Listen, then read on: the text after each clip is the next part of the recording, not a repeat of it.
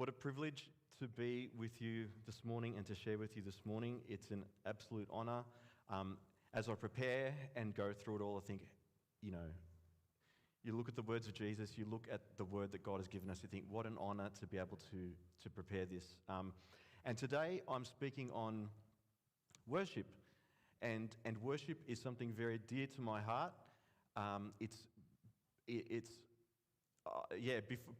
Just as I became a Christian, like just in those very first years, I feel very attached to connecting to God through worship. And the interesting thing about talking about worship is, and I have done this before, and I could probably talk about it without using notes, without, just talk about it forever and ever, because it's interesting, because while the object of our worship remains the same, God is always the object of our worship. It's so subjective in terms of how we all approach that and how we think it should happen. We've all got opinions, and many of them are valid. Actually, there's actually, not one strict way. I want to sort of just maybe cover some basic points that we would all agree on, and then I want to actually talk about worship in the church, worship at River's Edge. Worship as a group of believers, and I hope that you are blessed. I hope that you're challenged. I hope that you want to maybe some of the points make you think further about things, or you want to come and harass me afterwards. All good.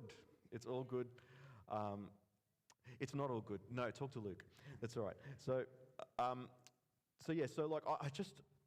It's just so hard. I just don't want to rush through notes. I feel like, because you talk about worship and all I want to do is worship. All I want to do is actually just worship. But I can't. We need to talk. We need to talk about things first. So firstly, one of the commonalities, the common ground things that we can sort of all accept about worship is that it is to God.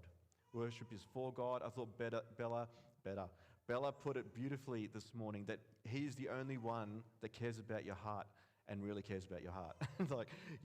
We have wonderful people, wonderful relationships, but if you could ever trust someone with your heart, it's the Lord, right? And as we worship and lift up God, I know people here have got very mature relationships with the Lord. You know what He pours back into you. You know what He says to you. You know what He speaks to you. Let me not rush ahead. So let's establish that. We've established that. We are here in this place because God is the only one who is worthy of worship. Secondly, that sound that you're hearing is my hair catching the back of the microphone. That's not your fault. That's my fault. I should have had a haircut. Worship is more than singing. Okay, you cannot. I've been a worship leader. I love singing. I love music, but I will be the first to admit that it's more than singing. And a verse that you all know quite well would be Romans 12:1. Offer your bodies as a living sacrifice. This is your spiritual act of worship. It talks of your everyday action being an act of worship. Everything is possible. Serving someone, like an act of service. You know what I mean. Just more than the actual position of singing a verbal song. And it's something that I believe should be lived out. So like your whole life should actually have this element of worship to it. I would also say I want to introduce the word wonder here, because you can't worship God without being in awe of Him. And there needs to be this wonder, and it's almost like, be it childlike, be it, rendering your heart just to remember, God, you are awesome. Lord, you are God, and I'm not God. Easy, right? That's and giving Him that place of being, having that wonder about the things He's done. I would say if you're not in awe of God, get in awe of God. That's how you can. That's the right place to be in. He is God. He is already on the throne. Don't need to lift Him up there again. He is already crowned. I would also like to offer a word which has never been used before. I would call this a relationship. I googled it. It's ridiculous. But it's like this sharing of a relationship with God. Now, it doesn't. I don't want to imply that I'm equal with God, but it's just that there's this undercurrent of worship in our, in the way we live for God. I've been known to actually, I do create my own words, and at one point I was going to write something called a dictionary. I came up with 2 words of my dictionary. The first one, I was a bit the word was settle. When you settle a debt, I was thinking, why isn't that spelt S-E-B-T, like debt is spelt, settle a debt? That makes sense, doesn't it? Right? And then also, when you walk by a door and you catch your coat on the doorknob, that's an obstacle. Why aren't these words? I've got thousands of them. But so that's where relationship came from. Our next slide, I just wanted to tell you about a book that I read in 2010, I think it came out, maybe a bit afterwards, by Gary Thomas, called Sacred Pathways. Again, just talking about this idea about worship being more than singing. He actually goes through 9 different ways that we are wired, and he says that we're probably a blend of each, where our inspiration to worship comes from, and it's not necessarily in a traditional, whereas it's expressed in a traditional church setting like this. The inspiration for worship can come via many other ways, and you might think, well, I don't when we were younger, people taught, you've got to have a 1 hour, prayer time in the morning. You can't leave the house and you've done a 1 hour. Done your 1 hour, and it's got to be this strict, and it's got to be done in this way. You do this method, all this sort of stuff. Whereas he goes through different ways where, maybe you're a naturalist. You go into the great outdoors and you see the wonder of creation and you go, wow, God, I worship you. And other people are more intellectual. They need to find new concepts about God, and that inspires them. Whatever your way is, whatever it is, the ultimate goal is that you have a greater reverence for God, and that, it inspires greater worship. So it's not an alternative to worship at all. It's mainly just that, knowing, understanding your pathway to appreciating Him and to just having that awe and that wonder. See, that's the thing. It's you've got to get that wonder. You need to have that wonder about God, and it's about, okay, Lord, how do I best see it? What way do I best see it?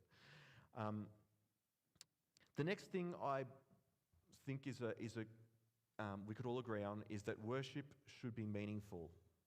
Its origins should come from the heart. And Jesus said this best when he was speaking to the Samaritan woman. And a verse we all know in John 4 says, "A time is coming and has now come when the true worshippers will worship the Father in spirit and in truth." And it's this spirit and in truth worship. For the Father is seeking such as these to worship Him. God is spirit, and His worshippers must worship Him in spirit and in truth. So he was basically telling this woman, it's not where you are or what you do externally, but who you know.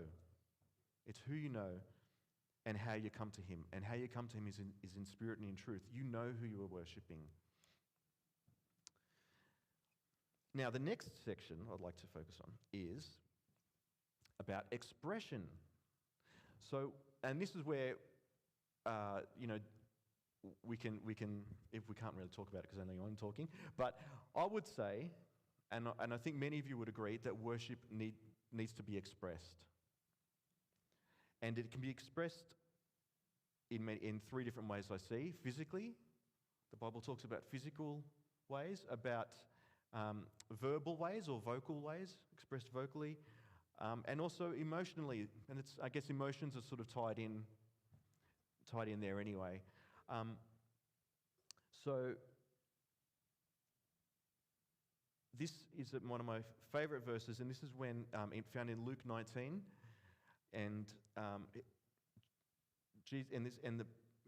just read. When he reached the place where the road started down the Mount of Olives, all of his followers began to shout and sing as they walked along, praising God for all the wonderful miracles they had seen. Blessings on the King who comes in the name of the Lord. Peace in heaven and glory in the highest heaven. But some of the Pharisees among the crowd said, "Teacher, rebuke your followers for saying things like that." And this gets me every time. He replied, "If they kept quiet, the stones along the road would burst into cheers." I love that because I love that idea of, needing to burst out in adoration of God. He's saying that even the most inanimate object knows who God is and knows why Jesus was making that triumphal entry. Those rocks have more knowledge than the Pharisees to actually declare God's praises. And God's praises can't be silenced.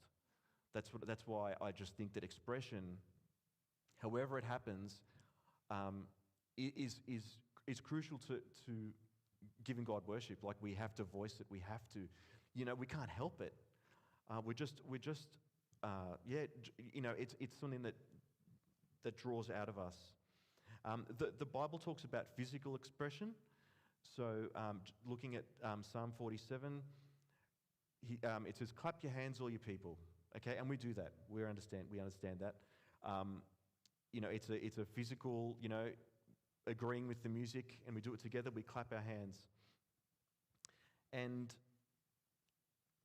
in this way, clapping is expressed. And then in other places, so the next verse, clap your hands, all people. Sorry, and then not that next verse in Psalm 95:6. Do I have that there? There's another area where he talks about. Sorry if I don't. It's not your fault. It's my fault. Come, let us bow down. We've got this clapping action, this bowing action, using our physical body to worship. Let us kneel before the Lord our Maker. And then the lifting of hands. Lift up your hands in the sanctuary and bless the Lord. It says in Psalm 134:2. It actually talks about lifting of hands everywhere, actually. And I was thinking, it's lifting up of hands is something that we do, and it's primarily spoken about in the Old Testament. But in the New Testament, Paul actually encourages the believers to continue lifting up holy hands in prayer. And I was reading about this, and I was thinking, why is it only mentioned there? And it's because I think, from what I read, was that a lot of the teaching to the early church was about order and about, just that many were new believers. So he had to teach, just about mainly keeping things in order, and but it basically shows that those practices that we read about in the Old Testament were still being carried through to the early church. Just weren't spoken about, but they, so it was just a normal practice that had been transferred. It's just that other issues were being addressed in the New Testament. So I really love that. Now, and I think, I was lifting my hands this morning in church, and it was a bit tough at times.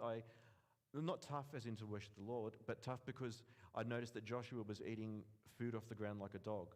And so I thought, okay, and then he maintained that I had to hold my water bottle the whole time. So I was actually worshiping like this with the water bottle. And the Lord still knows why I'm worshiping him. It's just, but I want to declare. I want to declare. It's more than a surrender. I feel like when I lift my hands to the Lord, I'm saying, Lord, I see you high and lifted up. Lord, I declare, God, that you are all powerful. Lord, I declare that you are in control. It's just this stance that it lifts my emotions as well, lifts my soul, like that, just this outward, because it can be a bit daunting to do that, to be expressive. I don't think I was very expressive when I first became a Christian, but I became more comfortable with just letting the inward come out. So that's physical expression. Okay, so vocal expression, verbal expression. This is where I got confused before, because I was talking about the second line of Psalm 47. So the first says, "Clap your hands, all you people, and shout to God with a voice of triumph." And so that second part of beginning of that Psalm 47. And so in this context, it's calling us to offer praise to God loudly and with great passion. Totally acceptable. We have permission. We were loud this morning when Pastor Catherine was, and that's totally wonderful. That's totally wonderful. I'm going to get to why that's totally wonderful later on. Anyway, so other translations say voice of triumph, loud songs of joy, And in Hebrew, that's actually translated, that shout to God is a loud, piercing sound. Thank goodness we did not hear a loud, piercing sound this morning. But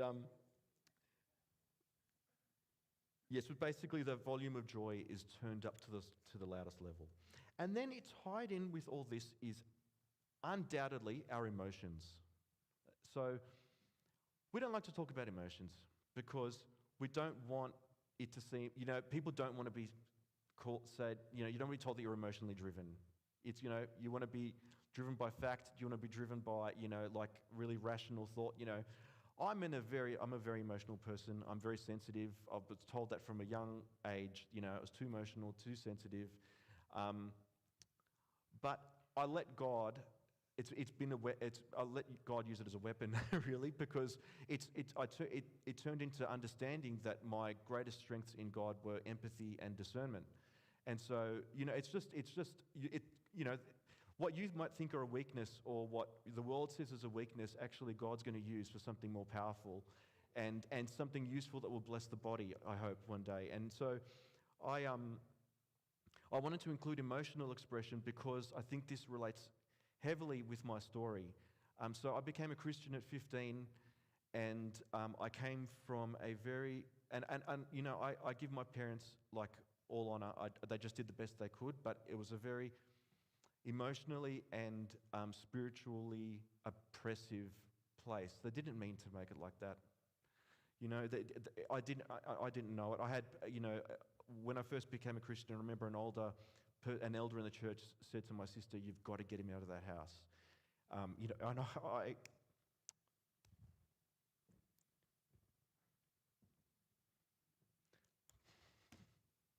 emotional, sensitive. Anyway, so but God was very, very kind to me, very, very kind to me, and had a plan for me. And I don't want to. I'm not meaning this to be woe is me. I share this in case it relates to someone here, and if you've ever felt, that things are just. Because when you're 14, 15, you don't know what you're doing. Like, you don't know what you're doing emotionally and all that sort of stuff. You're just trying to work it out. You're just trying to get by. So by the age of 16, I knew I liked music. And so I went out and I bought myself a semi-grand piano. And it was out of tune. And it was, and I didn't know, and I paid a premium for it as well. I remember it was in someone's garage. He was just used to tune them roughly. And then, and I went down, I got it delivered, I paid for delivery, all this sort of stuff. My parents thought it was like the most grandest thing in our house. And, and it was out of tune. It landed in our kitchen. So it lived in our kitchen. And I couldn't play the piano, by the way. That's the other thing. I forgot to mention that bit. So how wild this idea was of buying a piano that I couldn't play. But I knew music, and I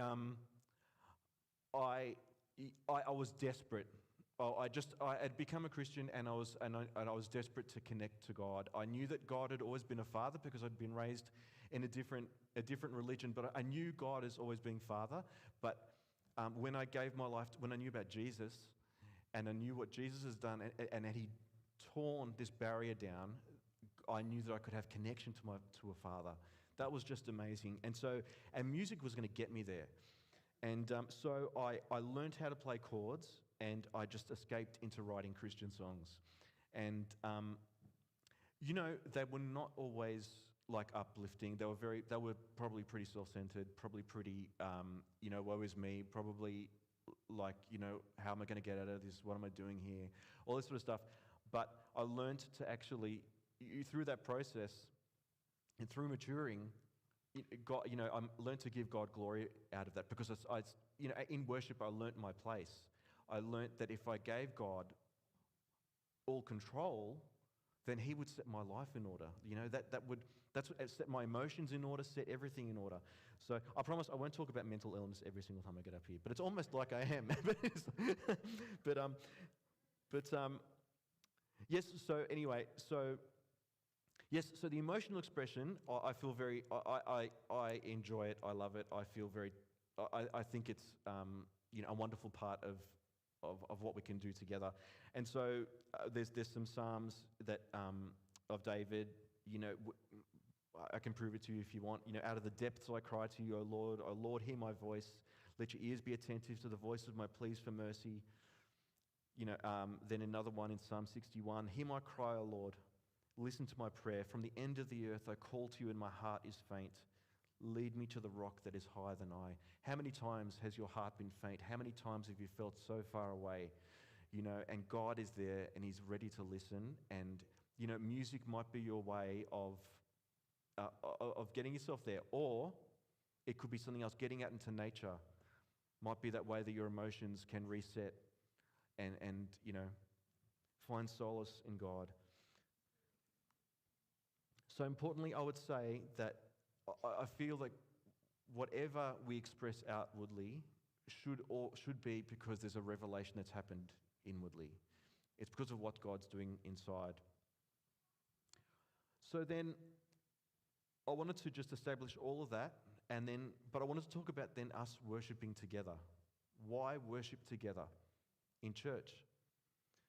We know from the writer of Hebrews encourages us to not give up on meeting together. So I don't want to, that we can possibly leave it to someone else to, establish why we have church. I mean, we know why we have church, but we are the church.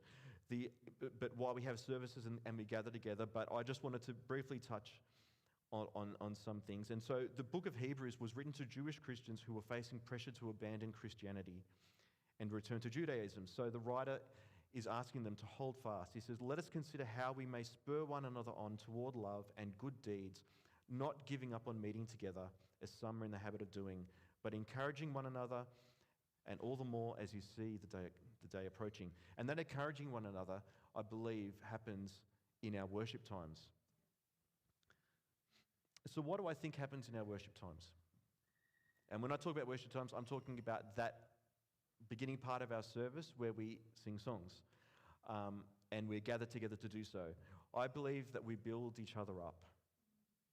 1 Corinthians, Paul writes to the church there, what then shall we say, brothers and sisters? When you come together, each of you has a hymn, a word of instruction, a revelation, a tongue, or an interpretation. Everything must be done so that the church may be built up.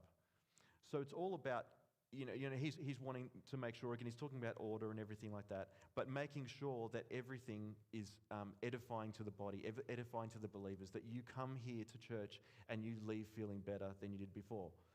Feeling is like, okay, I shouldn't say feeling. But yes, feel better. You know what I mean? Like that you've been lifted up by something you've heard, by a conversation you've had. But yes, so Paul's goal here was that there was mutual encouragement and spiritual growth. And it wasn't based about individual performance.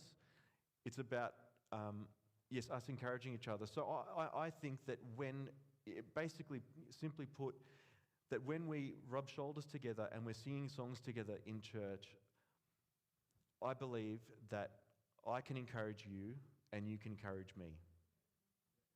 And you're not about not about necessarily my self-worth or anything like that, but to look to the Lord, to look to God, to be hopeful about his promises, just everything that he's got for you. You may not come in like that, but you want to leave like that, and we should be looking to build each other up. Again, in Ephesians, and I believe we do. I'm speaking to the converted. Ephesians in the church, to the church in Ephesus, speak to one another with psalms, hymns, and spiritual songs. Sing and make music in your hearts to the Lord, always giving thanks to God the Father for everything in the name of our Lord Jesus Christ. And so, and sort of just what I touched on then, your heartfelt expression, your worship to God is needed by the person around you, by the people next to you. Your actual, I guess I want you to think about if, does your, what's the word? I should know the word, shouldn't I? Not you. But basically your stance, your position, does that edify people around you? Does that just, are you worshipping? Simply put. So and it's tricky because I'm still voting and vouching for personal worship in a public space. So it's just interesting how really our worship needs to be both personal and communal, but it's still genuinely personal. But just you don't realize just how much of a blessing that can be to someone around you, and how much of a blessing it might need to be to you. Another reason why we worship corporately is because we teach each other, just like I've sort of mentioned there. We model it. And in Colossians, Paul writes to the Colossian church, let the word of Christ dwell among you richly as you teach and admonish one another with all wisdom through psalms and hymns and songs from the Spirit, singing to God with gratitude in your hearts. Can you get this recurring theme now? This is our worship time is this really, really encouraging teaching time now as well. And I would say, I just alluded to before to my story, my salvation story. So when I became a Christian at 15, my sister had become a Christian a few years before, and she led me to the Lord. She was speaking to me while I was at home and part of a different religion, and just talking to me about Jesus. And the reason I gave my life to the Lord was for salvation. I wanted to get saved. And that was just wonderful in that. But it was at church, in attending church, where I learned everything else. All the practices of worship, reasons for communion, all that sort of stuff, and doing it together really, really taught me and helped me to grow. And so I might have still grown on my own, but I don't think I was designed to grow on my own. We aren't. We're designed to be a community. We are, we are His church. We are His royal priesthood. So I guess even in the context of worshippers, I was inspired by people who had more mature relationships with the Lord to say, okay, well, I want what they've got. I want to know God like others know God. And so, so as I continue on, just wanted to also emphasize that point with Paul's teaching. I think it's in the same vein as what Leanne was sharing this morning. If I pray in a tongue, my spirit prays, but my mind is unfruitful. So what shall I do? I pray with my spirit, but I'll also pray with my understanding. He's talking about speaking in tongues and not having any interpretation, and so it's just, useless. But not useless, but you know what I mean. And then, but he says, otherwise you are praising God in the Spirit. How can someone else who is now put in the position of an inquirer say amen? And again, it just shows, and so the Greek word for inquirer there translates to someone not fully integrated into religion. And so it just shows, again, the church is designed to bring others along, to teach, to be, us mature ones should be role models for other ones. But also just for us to know that people are watching, people are, wanting to learn and model themselves on you. So our own conduct influences the people around us. Thirdly, worshipping together, coming together for worship on a Sunday is an awakening, I would say. It's especially when you don't feel like it. It's a choice that it's a discipline as well, but firstly we need to remember we worship God because He is worthy, not because of it. It shouldn't matter how we feel. I totally understand why anyone may not feel like doing anything. Things can get you down, life gets you down. If you can push through. Our singing can encourage us to look to God and to keep His promises at the forefront of our mind. And I love this great example that Asaph, he's the lead musician of David, gives us in Psalm 73. So he wrote this, and the beginning of the psalm, he begins with lamenting about the position that they're in, the battles that they're facing, and they're feeling defeated. And it seems like all the wicked people are getting all the glory, all the spoils, and he's suffering. His side is suffering. But then he comes to verse 16 and 17. He says, "But when I thought how to understand this, it seemed to me a wearisome task. until I went into the sanctuary of God. Then I discerned their end. He's talking about their people. And the word sanctuary there in Hebrew translates to sanctuaries, which actually the writers are the commentaries say that that's basically the public place, the public temple that he went to, and he found knowledge there, he found wisdom there as he worshipped. And so even though, he was embattled, it was like, a spiritual fog, breakthrough came in the context of worship, and it came in of him going to church, going to the temple. And it finishes with this climactic ending, verse 25, 26. Whom have I in heaven but you, he writes to the Lord. So his mood has totally changed after being in the temple. And there is nothing on earth that I desire besides you. And this is my favorite line. My heart and my flesh may fail, but God is the strength of my heart and my portion forever. Church, receive that. Receive that today.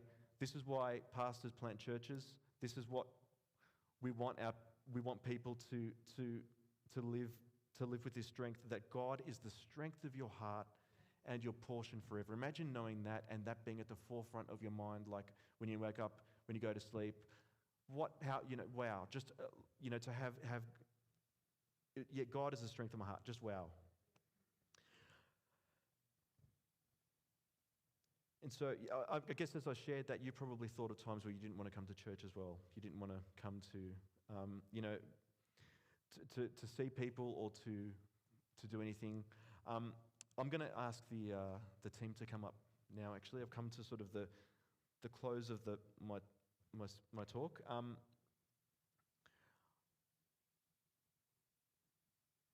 Can we sing Worthy of It All? I know I asked for a beautiful name, but can we sing Worthy of It All? That was nice, yes. So as the team come, I'm going to tell you a funny story that doesn't relate to anything, because you're not going to pay attention to what I say anyway, are you? So, when Kate and I got married, so we got married. It actually does relate, actually. But we went to Hawaii for our honeymoon. Hence, I have to mention Hawaii once a sermon, and I have to. Yes, and we. It was 3 days into our trip, and we decided to go snorkeling. And we went out. It was just off Waikiki, and it was this. We went to this place called Turtle Grove, or something like that. It was like basically where they take you out where you can see all these turtles. And so I was fully nervous. I was freaking out because I've never snorkeled before, and I'm Greek, and also I don't swim, so I wasn't really a great swimmer. And so then so we got out there, and I was like, I've never worn. I thought my nose was gonna be too big for the snorkel, and it fit. It was all this sort of stuff. Got it on. And then so the catamaran takes you out, and then we got out, and then we all had, we were all jumping in, and we just were, just all like doing our own thing, having a look. And then all of a sudden, they'd warned us, right? So they said turtles, like, they are precious, they are protected, do not touch them. Do not touch them at all. And so then we're all doing our own thing, and then this wake up moment, this heavenly moment, this turtle appears comes to the surface and wants some air, because they often come up, and I think it was like just chewing away. Anyway, and then everyone starts to form a circle around around this turtle, but for some reason I'm treading water and I cannot keep away from this turtle, and this is only funny to me, but this rip is starting to pull me in towards the actual turtle, and I'm thinking, and then Kate is like, we've been married 3 days, she's looking at me saying, "What are you doing?" And I said, "I don't know, I can't stop getting close to this turtle." And then the ultimate, that you think that's bad, right? So I'm like already embarrassing my wife on the 3rd day of our marriage. The embarrassing thing, the ultimate nail in the coffin, was then when Kate had to throw me her noodle to drag me out of the circle, and so that I could not touch this turtle, and not touch this, and not touch this protected species. And so then, and look, everything's fine. Kate and I were laughing. Everybody else was like freaked out at what I was doing, but honestly could not control myself from getting away from this turtle. But it reminded me of It reminded me about this drawing in, I know this is like, I'm not saying that the turtle is the church, but it reminded me of this drawing in that, when I feel very, very drawn to worship, and I want us to feel that way as well. I want us to feel drawn to that very. Can you see the link here? Oh, the nice turtle you're drawn in. Yes, but it should it's almost compelling though. God's love should be that compelling. That he draws you into his presence. He draws you into himself, and so the way I thought we could respond today, I just wanted to prepare some practical thoughts for my response. I would love us, with all that I've been able to share, I know I've only kind of, like, worship is a big topic. I've skimmed over, and tried to encapsulate what I wanted to share this morning, but I would love us to be on time and engaged for our worship times at the beginning of the service. Full stop. That's my motive. That's my heart. On time and engaged. Firstly, the team, your fellow brothers and sisters here have been preparing all week. They've been, they come early. The songs are out by Tuesday, Monday, Tuesday. There's preparation involved, and it'd be nice for us, good for us to honour that, I think. And, I see it as a core part of the service as well. So it's not like when you go to the movies and, you can miss the previews at the front as long as you get to the main feature. No, worship is the main feature. 9:30 is the main feature. And so come early. So come at 9:25. Even if you're not feeling it, you're not, okay, this is going to be hard to, I'm not feeling it today. 9:25 will not kill you. It's just 5 minutes of until you get into the Lord's presence, and then you sense his presence, you sense his comfort, you sense him being God, you sense his worthiness. That's all you need. You just got to get here. You've just got to get here. And then the last thing, I spoke about distraction this morning, but the praise and worship time is a time for praise and worship. So when you get here, you've made it to get here, use that time to praise and to worship God. It's easy to be distracted. It's easy to look at your child eating food like a dog on the ground. It's easy to see those things. But yeah, let's be engaged. Let's be engaged in our worship. And so I know that sometimes the songs are new. It's a challenge for the worship team as well. We've got to make the music and the lyrics and the words as engageable as possible as well. It's a two-way street, of course. But come in and learn the songs, learn new lyrics, participate, be engaged, be involved. And if we could stand now, I just asked the team to sing just this very, very simple worship song. But I also wanted to just offer prayer for people today. I've spoken a lot about emotions. I've spoken about the challenges of feeling feeling the need to worship, and also because there's very real things that you're facing and you think, I can't look up. And just like Moses, he needed Aaron and Hur to lift his hands. Remember that story? Like whenever he lifted his hands, the Israelites were victorious against the Amalekites. But then when he lowered them, they were losing the battle. And there can be there's a bit of a similarity there with just us, again, as I was saying before. Like when we lift our hands in worship, we declare God is victorious. We claim that victory as well. And so maybe today you just need someone to come alongside you and lift your arms up.